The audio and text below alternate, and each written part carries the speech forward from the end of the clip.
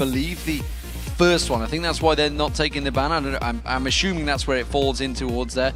The first ban for Fnatic, well, no surprise, went straight to Aurelia again, taking that one away from Wicked. We talked about it yesterday, how good he's been playing throughout the season. He has such bigger stats on that champion compared to every other champion in his pool. For the record, most banned champion of the playoffs thus far, 6-6 whenever Alliance are playing, and both of the best of threes that Alliance have taken part in have gone all the way to the deciding game. So, you know, once again, we'll see Wicked most likely on the likes of Rise, maybe the likes of Renekton. It's going to be up, it's going to be available. I don't know if Fnatic are going to first pick it.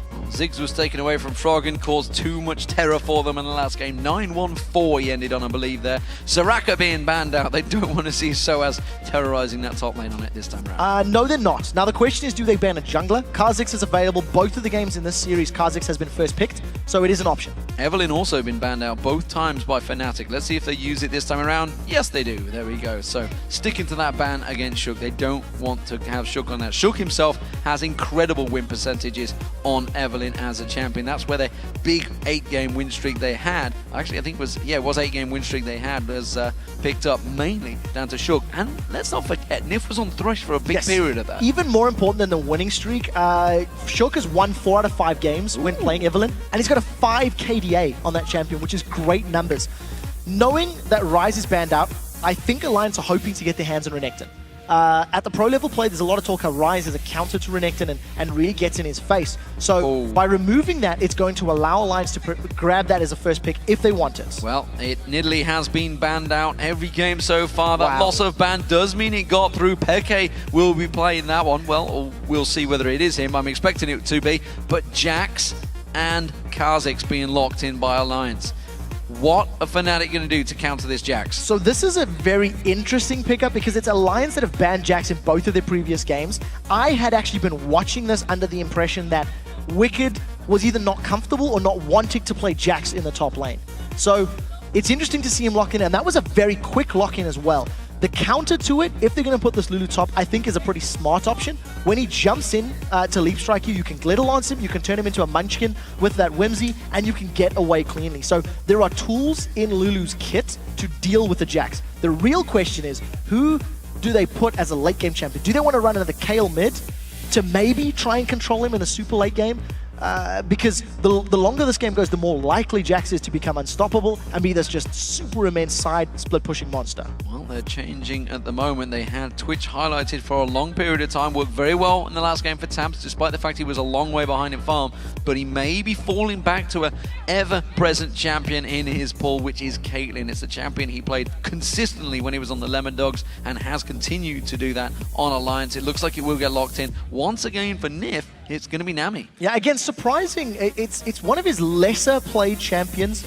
This split, at least, he's been focusing on Lucian, but Lucian has been landing in the hands of Fnatic all 3 games in a row now.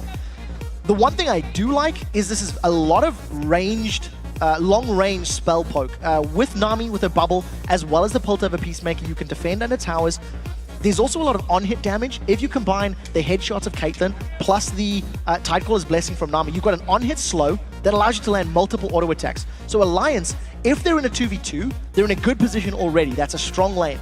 If they want to do lane swaps and they want to tower push and do fast rotations, they also have that option available to them. So a lot of tools that Alliance can play with. Remember, at the moment, we're just waiting. Oh, the champion's getting locked in very quickly. Nocturne getting picked up here by Cyanide. This is a champion he's played so heavily, but barely had a chance to show it. If you look at his solo queue play, he spams this champion non-stop. This is all he plays heavily at the moment. He played it at Katowice, and they had 1 loss on it, and he was so depressed about it when we were talking to him. Morgana also locked in by Yellowstar. That's a champion he's had great success on. So what I like about the Nocturne lock-in is this is going to be our first real sort of Feral Flare style jungler. So I want to see where the Cyanide's going to pick it up. Part of the reason I do like this lock-in, if you combo the Paranoia with a Wild Growth in a team fight, the backline of Alliance is going to get jumped on. Tabs, even with the protection of a Tidal Wave and playing on Caitlyn, is going to get run down by Nocturne. I want you to cast your mind back a few weeks ago to the Nocturne being played by Meteos. He was able to actually solo. This is a Fizz for Froggen. So, Assassin on Froggen is super exciting because you're going to have Jax, Kha'Zix, and Fizz diving onto Fnatic's backline. One of the best things to deal with a long-range poke composition like a Nidalee and a Lulu who's going to be throwing Glitzer Lances at you is hard engage. So if Fnatic are ever grouped up tightly enough, Alliance are going to jump in, and I'm terrified of this jump-in comp from Alliance. It's somewhat reminiscent of the playstyle Wolves beat them with yesterday. On the same token, if Alliance fall behind, there is so much poke and long-range damage from Fnatic, they can prevent Alliance from ever jumping in because they can just pound them down from early on. So the early stage of this game is going to be so crucial for both teams. Remember, guys, if you are watching, remember to tweet us who you think will win. Remember to tweet at LLL Esports. That's important. That has to be in there. And then use the hashtag AllWin or hashtag FNCWin. That's what we want to know. Do you think it's going to be Fnatic or do you think it's going to be Alliance? Quite simple.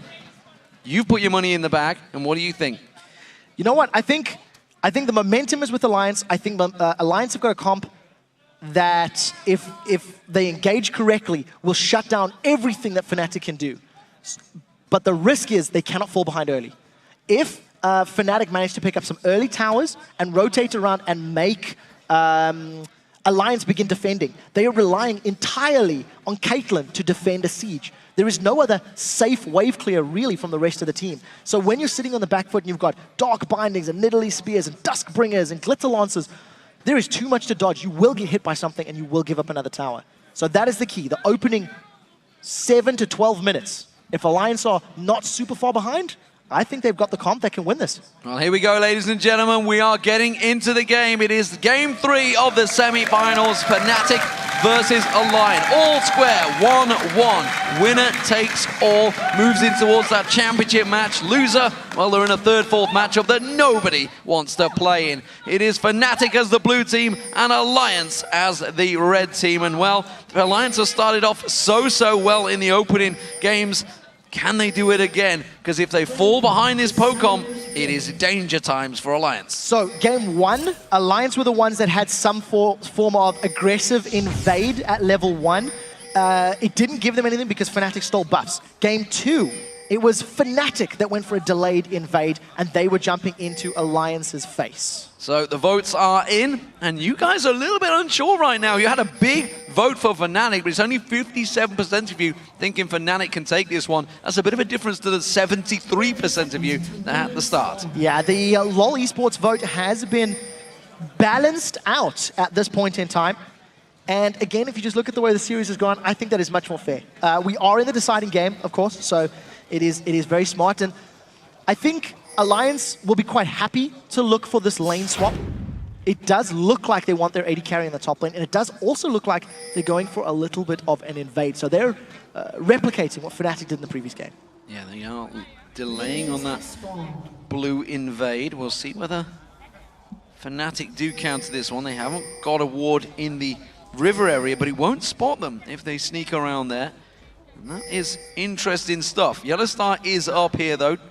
It's going to maybe use his trinket wall, but that won't be up till 2-minute mark, and Alliance will be in his face. He will see them coming, though. He's in that bush. He should be able to get out safe, unless he gets caught by one of those aqua prisons from Nif, who's winding it up there. The spear instead will catch Shook out. Yeah, not a lot of damage, but there are 3 members. Even with the Dark Binding, I think this is just running interference. The fact that Alliance has been denied the buff on an invade immediately gives advantage to Fnatic. They've defended the jungle. It's going to allow Cyanide to get into a pretty good position. But oh, that's great. Oh, very nicely done there. Teleport interrupted. Whimsy being used by Seroes there. He says, see ya, I'm down to the bottom. I'm getting the farm. And he knows he's got himself a clean wave to push against Wicked. Yes, a very good start to the beginning. Fnatic defend their jungle. They interrupt Wicked's teleport. They're going to deny him experience and a little bit of gold for that first level. That is very important for Lulu, who has some tools to deal with the Jax, but I by no means feel that it's a counter to Jax. So there is always going to be some pressure and some onus on Fnatic to control Wicked, because the moment Wicked does hit that Blade of the Ruined King Trinity Force level of power, I think there's nobody in Fnatic's squad that can deal with him 1v1. And that's going to allow Alliance to do what Fnatic tried to do in the previous game. Put pressure elsewhere on the map, try to get more towers, and try to get more objectives. Leap Strike being used by Wicked there, but missing that CS. He's still only got 1 to 13 of Seroes. We're also seeing we're not going to have the lane push craziness that we've seen in the last 2 games. the last bunch of games, honestly, in this playoff period, where Fnatic are defending this time in that 2v2 in this top lane. Yeah, and I think whoever gets the first tower will be able to rotate and get more map control. Fnatic want this sooner than Alliance do. I think the longer this game goes, the more I like the engage power of the Kha'Zix, Fizz, and Jax, because they will get to somebody. But you can't discount the fact that if Alliance ever engage inappropriately or at the wrong time, the Nocturne plus Lulu combo should be able to zone out and deal with members of Alliance. So we'll need to see who picks the better fights and who executes those fights more effectively. So at the moment, Cyanide double buffed up, as is Shook. Both coming towards the rates, actually. Shook simply always going to try and come around the backside of Peke. Peke unaware of this one, actually very deep in there. Froggen goes in, tries to catch on towards him. The lead comes in. Only Voice Spikes didn't manage to get his claws out this time. Couldn't taste the fear. Flash burned. So this time around, Fnatic, they've got that heal on Peke, so he's got his own built-in heal thanks to playing Nidalee, as well as Summon a Spell.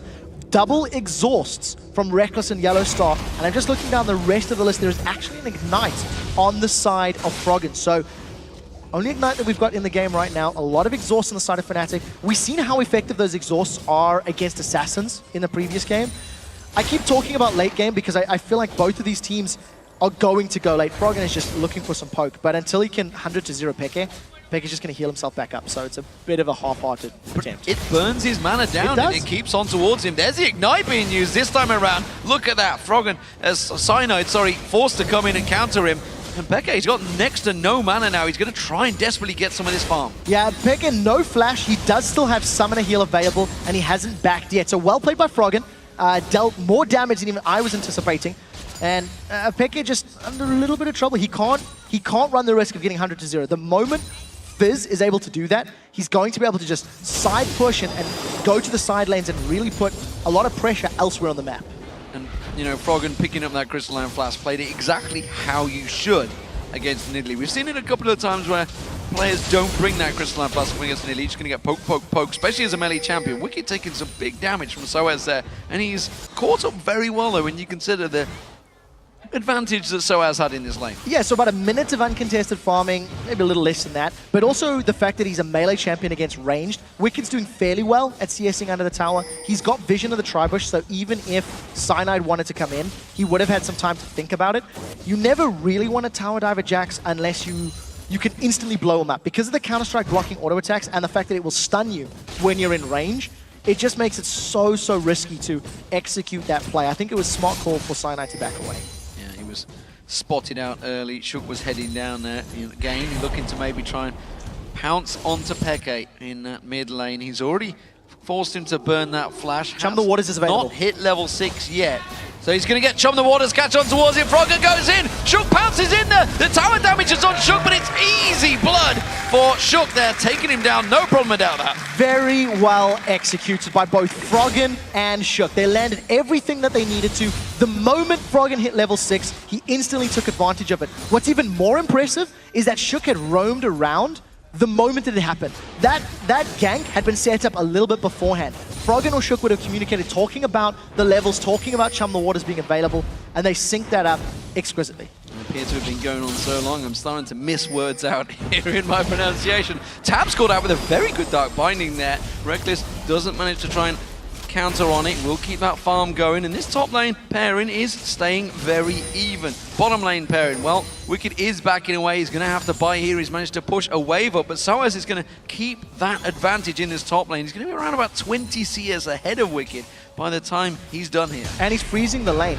At Dark Binding's land, they've caught Tabs. And caught him out. They're going to use the exhaust with the Aqua Prison, turns it back around on towards Reckless. Damage still continuing to come down on Tabs, but he's safe for now. I was just about to say, oh, now Peke has been jumped on. In that top lane, as long as Tabs and Nif don't get caught by a Dark Binding, I think they outrange both Reckless and Yellow Star, and thanks to the damage amplification that you get from Nami, I think that Tabs has the ability to keep Reckless and Yellow Star poked down. There is a higher burst on Reckless and Yellow Star's side though, so the moment anyone gets caught out, Lucian and Morgana is just going to melt a big chunk of your HP thanks to the burstier damage of Reckless's Lucian.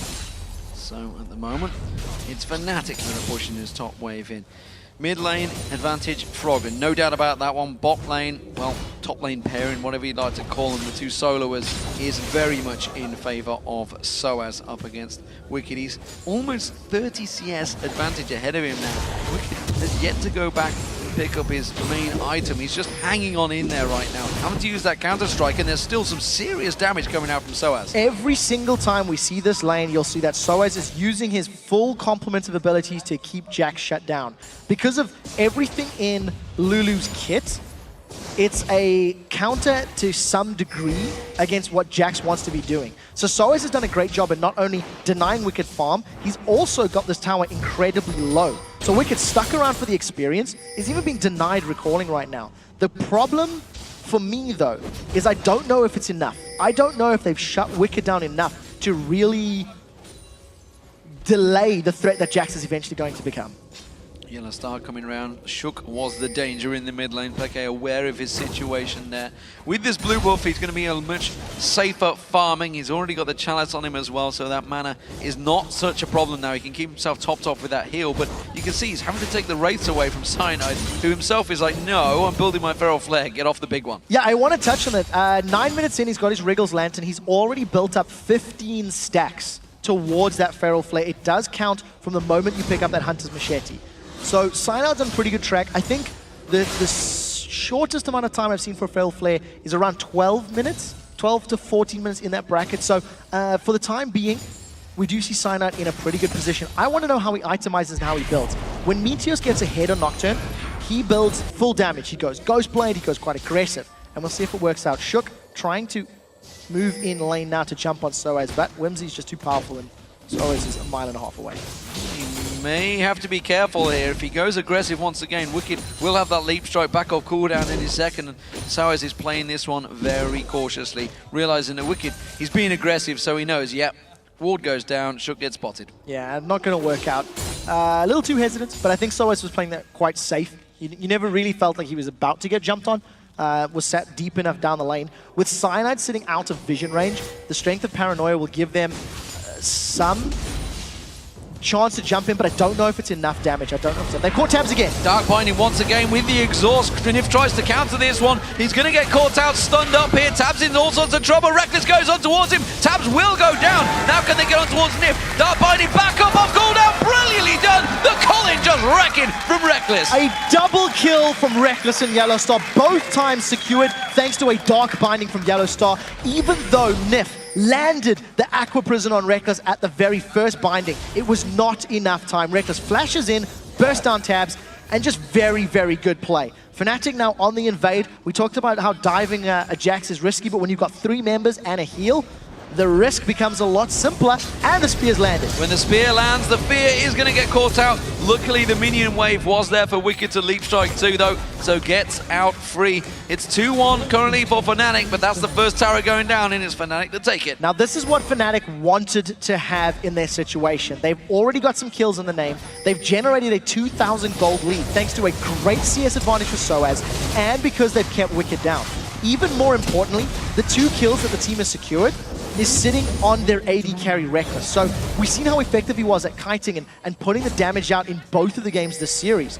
If Fnatic can keep snowballing this advantage and getting more objectives like this mid-tower, their poke composition will work very well. Look for a Dark Binding. If it lands, they may even want to go in. Cyanide getting that earth thrown out to him. It's not so much an earth, more of a gigantic shark this time around, because it depends on the champion skin. It's an Atlantean shark. Atlantean. This is the one you wanted. You had to fight for this one, buddy. And lost. And you lost. I lost. You lost for it. Worst Fizz EU, I'm afraid. Yeah. So tower secured for Fnatic in the top lane. Seroes is able to respond and defend the top tower. Alliance, 3,000 gold down. I think you somewhat expect it because of their champs need some time to scale, but they can't afford to fall further behind. Look for a Dark Binding. If it lands, Tabs could die again. Tabs has already used the 90 caliber net. He's going to have to flash away from this one. The Aqua Prison comes out, but there is the Dark Binding. Wild Growth being used by Seroes. The ultimate from Yellow Star will lock him down. and pick up the kill. Tabs goes down again. Yellowstar fired the Dark Binding a millisecond before the bubble landed. Now Wicked's in trouble. He's going to get dived by 2 members of Fnatic. He's got nowhere to go on this one. The stun is going to come through. He will manage to stun, has to use a ward, but he's going to get exhausted down. Reckless is looking to pick up his 3rd kill of the game. Where you going to go, Wicked? He's running, he's trying to juke, but Cyanide gets the kill. And Fnatic just extend this lead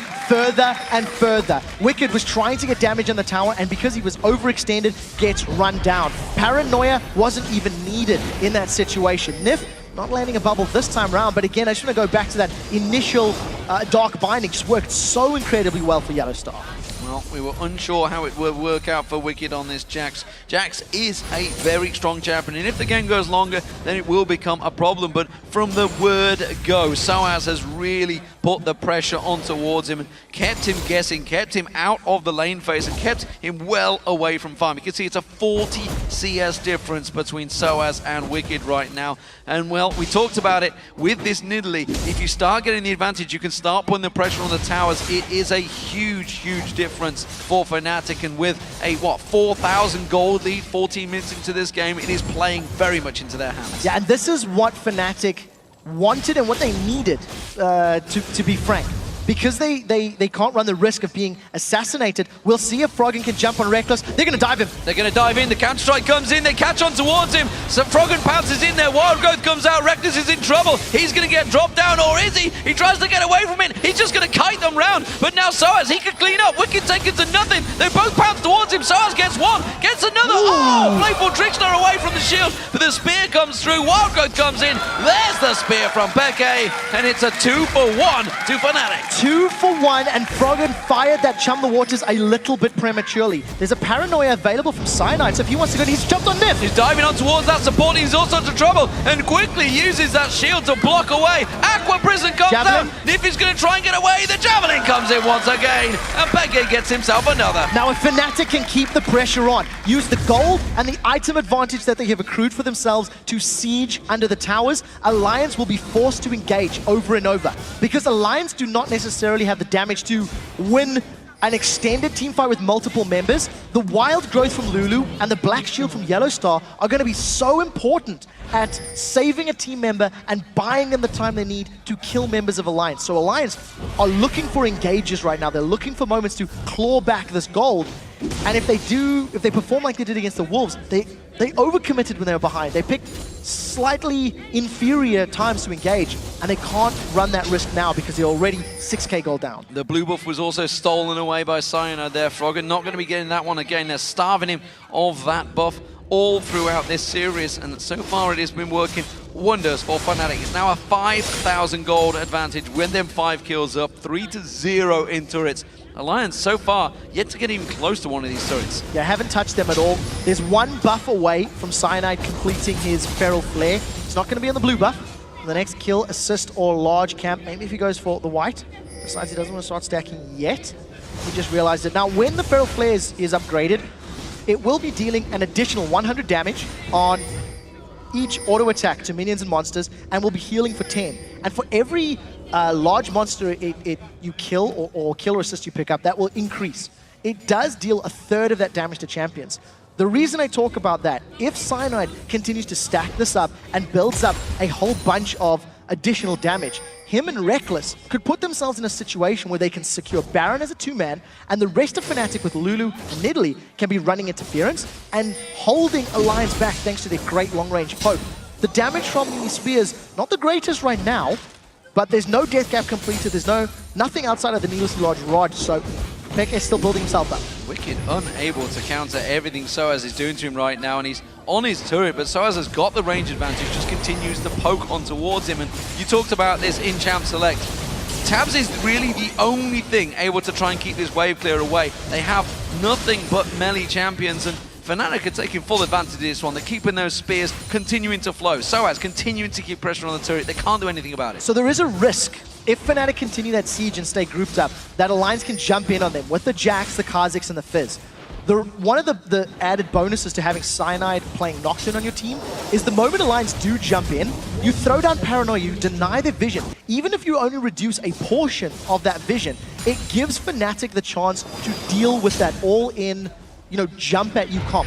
So I think it's a very smart pickup from Fnatic, from picks and bans. And Fnatic siege their way down, land some spears, they grab their 4th tower of the game uncontested. Yeah, Seroes teleported down to the bottom, you saw it there. He's going to be clearing that wave out, keeping that tower safe. Dragon, that's going to go across to Fnatic. You talked about it a moment ago, the combo of Cyanide and Reckless. Well, you can see it in action right here. They're taking the Dragon down with it right now, and all of the turrets so far have been safe, but it looks like Alliance are finally moving to pick up their first turret of the game. It's going to be Wicked that will take that down, but they've left themselves completely exposed in the bottom lane. Yeah, Fnatic should be able to pick this one up very, very quickly. Tabs is alone, and if he sticks around, he's at risk of being dove. So Fnatic grab their 5th tower of the matchup right now.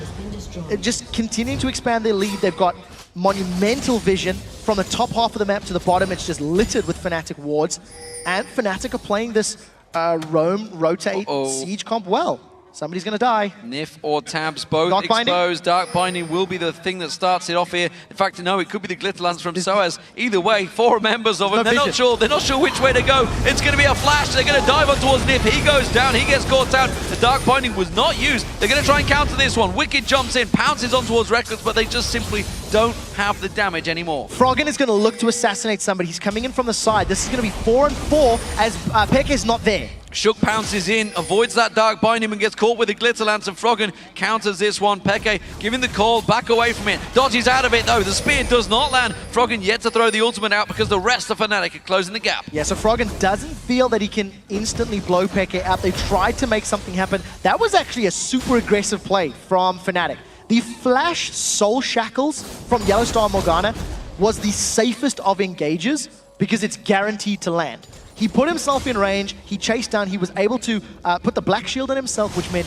no CC, nothing could interrupt him staying in range of Nif.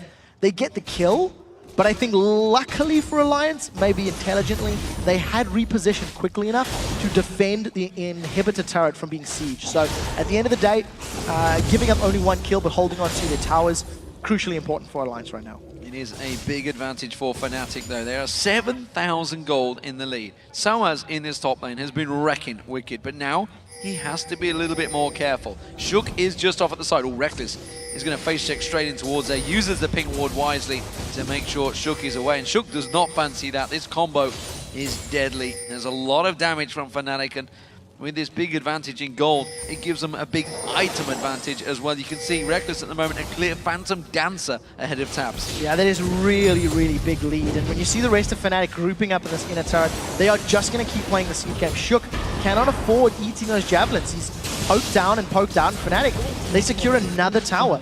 This was the pitfall of Alliance's comp. If they fell behind, it was always going to be next to impossible to defend. And their only safe wave clear is in the hands of Tabs. He was pushing the bottom tower, so he's not even here to respond. Wicked is just going to eat himself spears after spear and Fnatic. If they stick around for another wave or two, they can probably get this inhibitor turret. Yeah, they just shredded over half the hit points off that turret. Wicked so close to catching a full binding there. Alliance are ready to try and go for this one. Froggen laying in wait, has the ultimate and ignite. Oh, but Wicked takes that spear. He's going to have to back to the fountain. Yeah, Fnatic, they've just played this comp so well.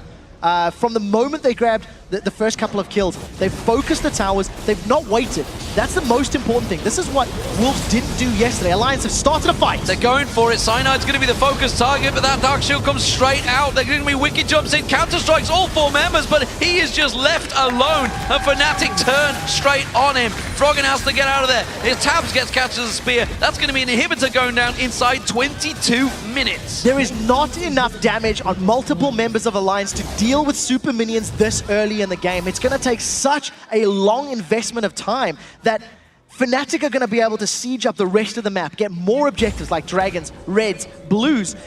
Tabs, if you look at itemization, he's a Phantom Dancer down, the makings of a Last Whisper, and he's opted to go for another BF Sword.